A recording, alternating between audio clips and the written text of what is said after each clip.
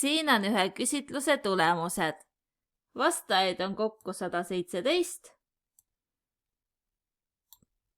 Kerime ja vaatame. Jah, 118 rida, aga esimene on pealkirjade rida. Ja õpilaste käest on küsitud sugu, vanust, klassi, pikkust, kaalu, millise treeninguga tegeled, mitu korda nädalas treenid ja veel palju mitmesuguseid küsimusi.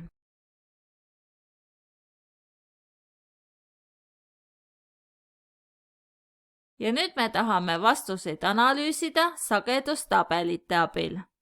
Vaatame, kuidas neid teha. Sagedustabeli tegemiseks pean olema tabelis ükskõik kus kohal, mitte väljaspool tabelit, aga tabeli sees. Ja valin lisa, pivot table ja tabelist vahemikust. Selle koha peal näidatakse tabeli märgistust, teeme uuele töölehele ja okei.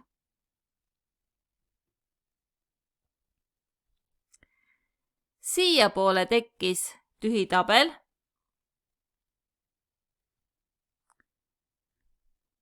Ja siia ilmus sagedustabeli tööpaan.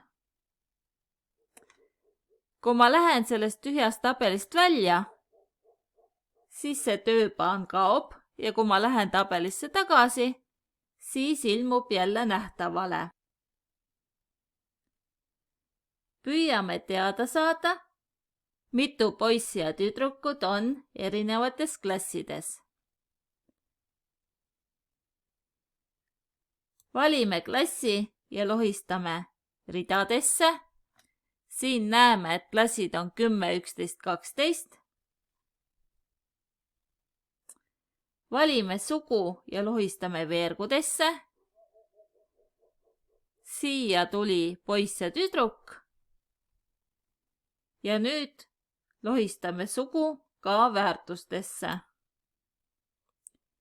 Ja saame teada, et 10. klassis on 13 poissi, 28 tüdrukut ja kokku 41 õpilast.